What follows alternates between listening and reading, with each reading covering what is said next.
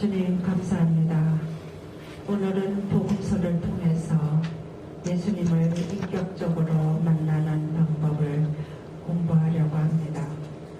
복음을 묵상하고 기도하는 방법을 익혀서 말씀대로 잘 살아갈 수 있도록 오늘 이 시간을 통하여 저희들의 마음을 열어주시기를 청합니다. 이 모든 기도 우리 주 예수 그리스도를 통하여 비나이다. 아멘. 성부와 성자와 성령의 이름으로 아멘. 네, 안녕하세요. 날씨가 추워졌죠? 네. 환영합니다. 날씨가 추우니까 너무 감사해요. 오늘은요, 복음서를 통해서 예수님과 여러 계층의 사람들이 어떻게 기도를 하는가, 그 기도하는 방법을 이해하는 시간이에요. 그리고 복음을 묵상하면서 기도하는 방법을 또 배우는 시간입니다. 먼저 그 성경에 대해서 이야기를 해보려고 합니다. 성경은 구약성경, 신약성경 이렇게 크게 둘로 나눌 수가 있죠. 구약성경은 하느님과 이스라엘 백성 사이의 구원과 계약의 형태로 이스라엘의 역사를 이루고 있습니다. 신약성경은 예수님의 삶과 가르침을 주로 기록하고 있죠. 구약성경에 나타난 그 기도를 보면요, 제일 먼저 하느님께서 아브라함을 부르십니다. 아브라함은 전적으로 하느님의 말씀에 따랐습니다. 아브라함의 기도는 우리가 그 믿음의 기도다 이렇게 얘기를 하고 있어요. 그리고 온 힘을 다해서 바다날 때까지 청하라. 그 기도의 끈기를 야곱을 통해서 보여주셨죠. 그리고 모세를 부르시면서 하나님께서 당신 구원 사업에 모세를 함께 초대를 하십니다. 모세는 이렇고 저렇고 이렇게 반대를 하고 협조를 안 했지만 결국은 하느님의 뜻에 자신의 뜻을 맞추게 돼요. 그리고 이스라엘 백성을 위해서 기도하는 전부의 기도를 보여주십니다. 남을 위해서 기도하는 것이죠. 또 구약에는 하느님의 뜻을 그 시대에 맞춰 그 백성에게 전하는 예언자들의 기도가 있었습니다. 예언자들은 백성들의 어떤 신앙교육 또는 마음을 열고 회개하는 그런 회개를 위해서, 교육을 위해서 기도했던 사람들이 예언자들이었습니다. 그렇게 예수님, 하느님의 뜻을 잘 따르는 그런 사람도 있었지만 이스라엘 백성처럼 40년 동안 광야에서 지낼 때 우리를 죽이려면 이집트에서 죽이지 왜 여기까지 끌고 왔느냐, 고기가 물 달라 하면서 투덜대던 그런 사람들이 있었습니다. 성경은 인간이 저지를 수 있는 온갖 죄악, 온갖 타락 이런 것들을 숨김없이 드러내는 일이 성경의 내용이 다 있어요. 그러나 온갖 유혹이나 회유에도 굴하지 않고 성실하고 자비하신 하나님께 굳은 믿음을 고백한 그런 인물들의 활약상도 보여줍니다. 두 가지를 다 보여주는 거예요. 우리에게 선택을 하게 하는 거죠. 생명의 길로 갈 것인가, 죽음의 길로 갈 것인가. 항상 그 길 가운데 어느 쪽을 선택하고 가야 할지 그것을 우리에게 보여주고 있어요. 이렇게 인간은 하느님을 직접 대면할 수는 없지만 하느님은 인간들이 당신을 부를 때마다 그들의 부르짖음을 들어주셨다. 성경에 기록된 내용이 항상 들어주셨다는 거예요. 성경에 나타난 사건과 인물들의 그 모습은 한마디로 내가 지금 몸담고 살아가고 있는 이 세상 안에서 일어날 수 있는 사건들이라는 거예요. 그리고 내가 성경에 담긴 하느님의 그 말씀은 지금 이 순간 나와 내 가족, 우리 사회의 그 구원의 길을 이끄시는 또 하느님의 부르심이라는 거예요. 말씀은 부르심. 성경에 드러난 사건과 인물들은 지금 세상에서 살고 있는 내가 만나고 겪을 수 있는 일이라는 거예요. 그러니까 아무리 성경의 내용을 잘 이해하고 이스라엘의 역사를 꿰뚫어서 다 알고 있다고 하더라도 그 안에서 하느님의 목소리를 내가 듣지 못한다면 생명의 양식을 얻을 수가 없다는 것입니다. 신약성경 안의 기도는요, 예수님의 삶과 그 가르침에 집중됩니다. 사실 예수님께서 기도하셨다라고 하는 사실은 복음서의 여러 군데 아주 너무나 많이 그렇게 언급되어 있습니다.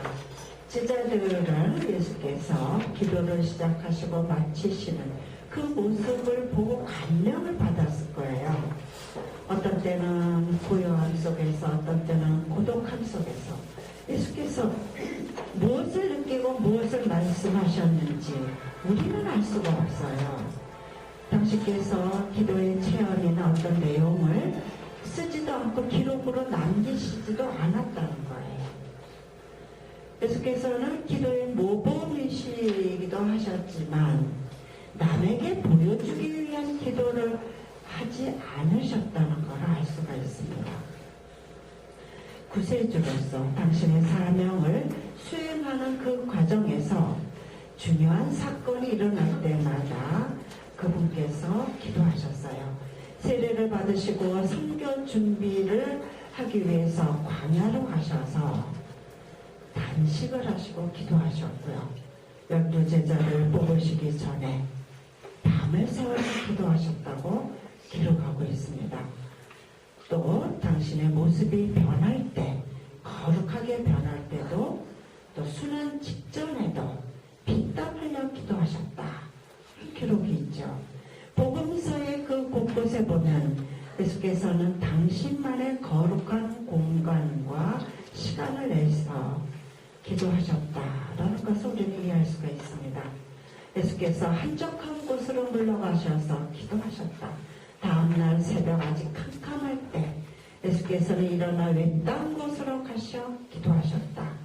그들과 작별하신 뒤에도 기도하시러 산으로 가셨다. 기도의 의지만 있으면 밤이든 낮이든 어느 곳에 서든지 기도할 수 있다는 것을 당신의 모범으로 보여주시는 거예요. 뿐만 아니고 기도에 대한 여러 가지 가르침도 주십니다. 기도할 때는 골방으로 들어가 숨은 일도 보신 아버지께 기도하라. 세상 일을 끊고 하느님께만 집중하는 기도를 하라. 무엇이 나에게 필요한지 나보다 더 잘 알고 계시니 많은 말을 하지 마라. 진심에 성론하는 말을 해라. 먼저 하느님의 나라와 의로움을 구하라. 그러면 나머지 모든 게 다 곁들여 받게 될 것이다. 구하기 전에 믿고 이미 받았다고 믿고 구하라. 이런 가르침을 주십니다. 구하기 전에 이미 받았다고 믿고 기도하라. 어떤 사람이요, 몸이 많이 아파서 병원을 갔어요. 무슨 병인지 알아보려고 병원에 갔어요. 의사 선생님이 뭐라고 하느냐면은 고개를 끄덕하면서 약을 처방해 준 거예요.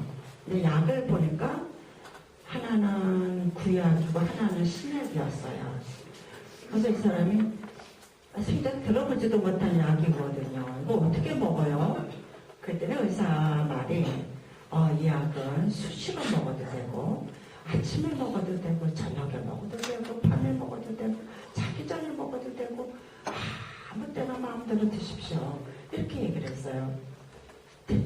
환자가 아니 그렇게 먹으면 부작용이 있을 텐데요. 근데 의사 하는 말이 걸작이에요. 2000년 동안 부작용이 한 그게 성경이라는 거예요. 그런데 오늘 제가 말씀드리려고 하는 거는 그 성경 중에서도 예수님의 이야기를 많이 집중적으로 기록된 복음서에 대한 얘기를 하라고요. 그러니까 마태오복음, 마르코복음, 루카복음, 요한복음 이 사복음이 예수님의 삶과 가르침에 집중되어 있기 때문에 복음서를 중심으로 이야기를 하려고 합니다. 여러분들 교재 46페이지를 한번 보세요. 위에서 둘째 줄입니다.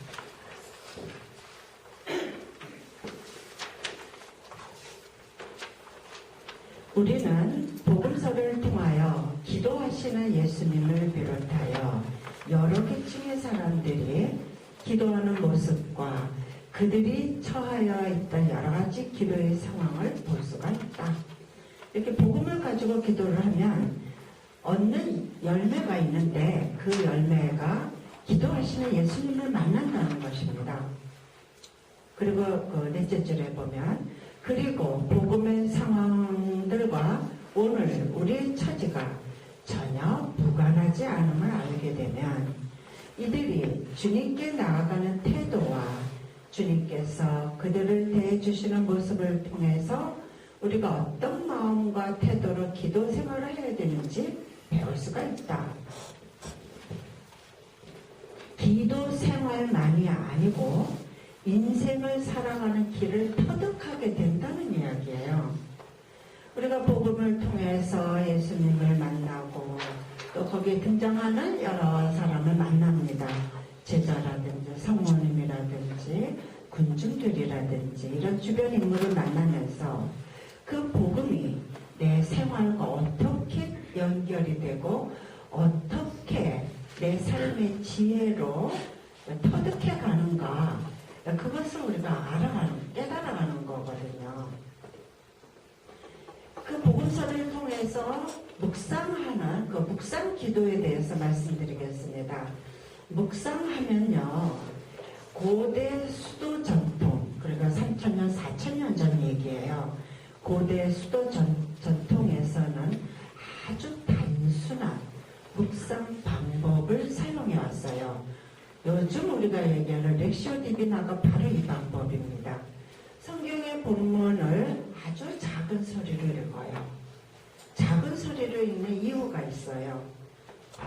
작은 소리로 읽으면 내가 입으로 읽고 내 귀로 듣는 거예요. 그래서 작은 소리로 읽습니다. 그리고 마음에 닿는 구절이 있으면 그 구절을 가지고 눈으로 본 것을 입술로 계속 되뇌이는 거예요. 반추기도라고 하죠. 되새김질, 곱씹고 외우고 마음에 새기고 수도자들은 그렇게 성경의 한 말씀을 자기 것이 될 때까지 끊임없이 되새기고 반복하고 기억하고 되씹었던 거예요. 혼자 또는 산책하거나 기도하거나 일터에서 하루 종일 되씹는 거예요. 단순하지만 아주 독특한 묵상 방법으로 그 수도승들이 그렇게 묵상을 했던 것이죠. 그 묵상 과정에서 그 되새김이라고 하는 것은 중세 수도 전통에까지 이어졌었어요. 그러다가 근대에 와서 묵상의 이성과 지성과 어떤 추리력 그런 것들이 이렇게 덧칠해지면서 그 되새김질하는 방법이 멀어져 갔던 거예요. 그러나 요즘에 오늘날에 와서 다시 그 방법이 되살아나고 있습니다. 말씀을 가지고 내가 천천히 되씹고 온전히 그 말씀을 내 것으로 만드는 그 렉시오 디비나의 묵상 방법입니다. 여러분들이 다음 주 복음 묵상 두 번째 시간에 이 렉시오 디비나 방법을 공부하시게 돼요. 묵상의 본질은 무엇인가? 노자는 이런 말을 했다고 합니다. 인간은 들으면서 성장한다. 듣는데 그 세 가지를 가지를 제시를 했어요. 첫째는 다른 사람의 말을 내가 귀로 듣는 것. 보통 우리가 하는 일이죠. 두 번째는 자기 안의 소리를 듣는 귀로 듣는 것. 지난 시간에 말씀드린 양심의 소리를 듣는 거예요. 내가 내 안에서 뭔가 나에게 이야기하는 자기 안의 소리를 듣는 귀로 듣는 것. 양심의 소리를 듣는 것이죠. 세 번째는 초월적인 들을 수 없는 소리를 듣는 것. 무슨 얘기일까요? 하느님의 소리를 내가 듣는다는 것. 하느님의 현존을 내가 체험한다는 것. 다시 얘기해서 초월적인 진리의 의미를 내가 꿰뚫어 볼 수 있는 방법으로 듣는다는 거예요. 어렵죠, 말이? 초월적인 진리의 의미를 꿰뚫어 보는 그 소리를 내가 듣는다. 이것은 하느님의 소리, 하느님의 현존을 내가 체험한다는 얘기예요. 그러니까 그렇게 꿰뚫어 보고 하느님의 목소리, 하느님의 현존 체험을 내가 하게 되면 하느님을 사랑하지 않을 수가 없는 거예요. 사랑하는 마음이 생기고 또 은총의 도움으로 그 사랑을 내 삶에서 실천하기 위해서 내가 마음을 돌린다는 거예요. 그럴 때 많이 생각하는 거는 이제 접어두고 내가 많이 사랑하는 마음이 생기는데 그게 묵상의 본질이라는 거예요. 묵상 기도의 본질, 묵상의 본질은 많이 생각하고 추리하고 분석하고 비교하고 이게 아니고 그게 아니고 그렇게 함으로써 얻어지는 어떤 감동을 가지고 나의 그 의지로 놓치지 않는 거예요. 나의 의지로 그 감동을 하느님의 은총으로 도움을 받아서 내가 그것을 사랑하는 내 생활에 실천하는 그 내 영의 움직임을 그 마음의 흐름을 내가 따라가는 거예요. 다시 얘기하면 이런 겁니다. 묵상은 처음에는 머리로 생각해요. 머리로 생각하고 왜 이러지? 이게 무슨 말이지? 이렇게 자기가 알고 있는 어떤 기억력과 이해력을 바탕으로 이렇게 추리해 가요. 머리로 생각하고 지성적인 행위로 시작이 되는 거예요.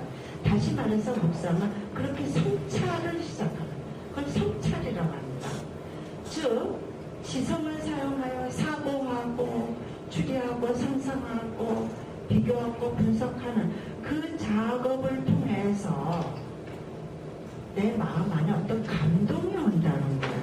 감성을 자극하는 거죠. 감동이 오면 마음이 움직여지는데 그 마음이 움직여질 때 그때는 나의 의지로 하는 거예요. 내 의지를 가지고 다양하게 나의 감동을 표현을 해요. 어떻게 표현하죠? 감사한다든지 찬양한다든지 아니면은 뭐 희망을 갖는다든지 사랑하는 마음이 우러난다든지 또 어떤 때는 통회하는 마음 또 어떤 때는 믿음이 막 강해지고 또 어떤 때는 내가 청을 드리고 싶고 의지하고 싶은 이런 많은 이런저런 마음을 표현을 하게 돼요. 처음에 상처라고 내가 감동을 받아서 표현을 한다는 거예요. 그 묵상 기도하는 과정에 일어나는 거죠. 그렇게 하다 보면은 그렇게 묵상 기도를 하다 보면은 점점 나의 내면으로 깊이 빠져들어갑니다. 그러면 어떤 일이 일어날까? 나의 내면으로 깊이 빠져들면 빠져들수록 추리하고 감동하는 거는 또 사라져요.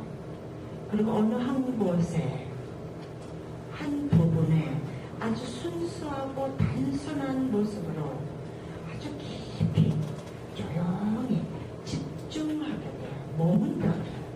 그렇게 머무를 때 그때는 그 다음으로 진전을 안 해도 돼. 복음을 읽다가 어떤 부분에 그렇게 머물게 되면 그 다음에는 나가지 않아도 된다. 거기에 깊숙이 집중해서 머무는 거예요. 그렇게 이렇게 순수한 마음으로 주님과 내가 어떤 그 친밀해지고 편안해지고 집중하면서 감동을 가지고 주님을 바라보는 단계가 되면 이미 완성의 단계에 이르렀다, 이렇게 말할 수가 있어요. 이미 관상이 시작이 되었다. 그래서 묵상 기도에 맛을 들이는 사람은요, 그 단계까지 가면은 그때는 뭘 생각하고 뭐 이 단계는 건너뛸 수도 있어요. 또 어떤 분은 묵주 기도를 하다가 소리 기도죠. 구도죠, 구도. 소리 기도를 참 하다가 또 이렇게 관상에 빠질 수도 있어요. 어떤 분은 주님의 기도, 성모성을 하다가 단순한 기도만 하다가 어떤 때는 성가를 부르다가 시편을 읽다가 어느 한 곳에 다 머물러서 깊이 아주 순수하게 집중할 때가 있다는 거예요. 그럼 거기에 머물러야 돼요. 내가 왜 이러지? 하고 그럴 필요가 없다. 그것은 하나님께서 나에게 그렇게 이끄시기 때문에 머무시는 게 좋아요. 그렇게 해서 묵상이 처음에는 머리로 시작하는 어떤 지성적인 행위로 시작이 되지만 그 성찰을 통해서 나에게 내 마음에 감동으로 나를 움직여갈 때는 그때는 내가 의지로 그거를 하는 거예요. 의지로 기도하는 거예요. 의지로 하나님을 놓치지 말고 계속 기도하다 보면 정말 그 감사함을 여러 가지로 표현을 한다는 거예요. 그 감사함을 표현하다 보면 어느 한 곳에 나도 모르게 머무를 때 그때는 머무는 것이 당연하다. 그게 기도의 과정이죠. 그래서 기도는요, 마음이 지성과 의지와 감동이 어떤 상상력이 이렇게 다 적절히 조화를 이루는 거예요. 그래서 전인격적으로 기도하는 것입니다. 기도는 항상 마음의 기반을 둬야 돼요. 마음으로 바치는 겁니다. 지성을 가지고 기도하는 사람은요, 기도가 완벽해요. 그러나 하나님께 대한 기쁨이 없어요. 기도는 멋지게 처음부터 어떤 말로 하지? 어떻게 시작하지? 어떻게 하고 어떻게 끝맺지? 다 머리를 써요. 주님 해서 멋지게 끝났어요. 근데 감동이 없어요. 머리로만 하기 때문에. 그렇다면 느낌으로 감정만 가지고 하는 기도는 어떤 건가? 그거는 어떤 윤리적인 거, 도덕적인 거, 그런 거에 치우치기 때문에 또 뭔가 또 허전하다는 거예요. 그렇다면 기도는 어떻게 하는가? 지성과 마음과 의지 이런 걸 다 어우러져야 된다는 겁니다. 인간의 사랑이 싹트는 과정도 비슷합니다. 초기에는 이 사랑을 확인하기 위해서 서로 발전시키기 위해서 여러 가지 수단을 하죠. 물질적인 수단, 감각적인 기회도 엿보고 외적인 방법을 동원해서 사랑이 깊어지기를 이렇게 노력을 합니다. 그래서 일단 사랑이 깊어지면 그 다음에 수단은 줄어들어요. 사랑 해보셨죠? 안 그런가요? 안 그런가요? 수단은 줄어들어요. 그때는 이제 내적으로 느끼는 거예요. 단순한 방법으로 사랑을 표현하게 됩니다. 하느님과의 사랑도 똑같아요. 처음에 우리가 기도문을 가지고 하느님을 만나기 시작하다가 그 다음에 하느님은 생각하는 머리로 하는 묵상기도로 들어가죠. 묵상기도의 그 단계는 머리로 하는 거지만 오래 하다가 보면 하느님과 우정을 나누는 정감의 기도까지 가요. 정감의 기도 또는 정적의 기도 이렇게 표현을 하는데요. 이거는 하느님과 기도하는 사람이 마음이 통하는 그런 단계라는 거예요. 그 단계까지 가면 거기까지가 인간이 도달할 수 있는 한계. 그 다음에는 하느님께서 기도의 단계로 넘어가는 거예요. 이제 관상의 단계죠. 근데 관상의 단계도 여러 단계가 있어요. 그러나 나중에는 이렇게 뭐 탈원 상태, 기도의 경지까지 오르는 그런 기도를 체험하는 사람은 100년에 한 번 나올까 말까? 그럼 우리는 그거 바랄 필요도 없어요. 그냥 묵상 기도 열심히 하고 애쓰면 또 주시죠. 하느님께서 원하시는 분에게 원하시는 방법으로 원하시는 시간에 당신께서 주신다는 거예요. 어쨌든 기도의 핵심과 목적은 하느님께서 뜻하시는 대로 내가 움직이는 것, 하느님께서 뜻하시는 대로 내가 움직이는 것, 그게 기도의 핵심이고 목적입니다. 그래서 마르코복음 14장 36절에 보면 이 잔을 거두어 주십시오. 예수님의 얘기예요. 그러나 아버지의 뜻대로 하십시오 합니다. 자기의 원이 있지만 아버지의 뜻대로. 성모님도 그러셨어요. 루카복음 1장 38절에 보면 주님의 종이오니 당신 뜻대로 이루어지시길 바랍니다 했어요. 기도의 핵심입니다. 하느님의 뜻하신 대로 내가 움직이는 것이다. 묵상 방법에 대해서 말씀드리겠습니다. 제목도 안 썼네. 예, 오늘 말씀드리려고 하는 묵상의 방법, 기도 방법은요.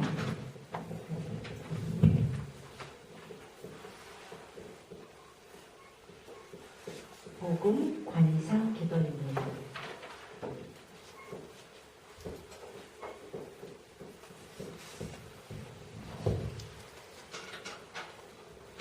관상이라는 말이 들어갔지만 묵상 기도 방법 중에 하나예요.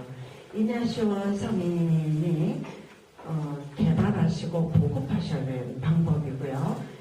그분이 그 영신 수련 때 사용하셨던 묵상 기도의 방법입니다. 관이라고 하는 것은 볼 관자, 본다는 거예요. 상은 상상하는 거, 생각하는 거. 그러니까 보면서 상상하고 생각하는 거죠. 또 생각한 거를 또 내가 보고, 보는 것과 생각하는 것이 핵심입니다. 근데 그렇다고 해서 뭐 본다고 해서 비디오 보듯이 영화 보듯이 그게 아니고 복음의 내용을 읽다가 보면 뭔가 떠오른다는 거예요. 이미지가 떠오른다. 떠오른 것을 가지고 보면서 상상하는 거예요. 기도를 하는 가운데 복음의 장면을 내가 상상을 하는데 상상하는 가운데 생각지도 않는 어떤 느낌이나 이미지가 떠오를 때까지 내가 기다리는 거예요. 그러니까 이 관상기도의 핵심은 저절로 떠올라서 나를 비출 때 그 비추는 모습, 나를 비출 때 그 비춘, 그분의 빛으로 내 삶이 변화가 있다는 거죠. 그것을 내가 깨달아가는 거예요. 그러니까 훨씬 묵상기도에서는 막 머리를 쓰고 뭐 베네딕토식 묵상기도 그런 거는 막 머리 쓰고 추리하고 왜 그러지 이런 거잖아요. 그러니까 베드로가 물에 빠져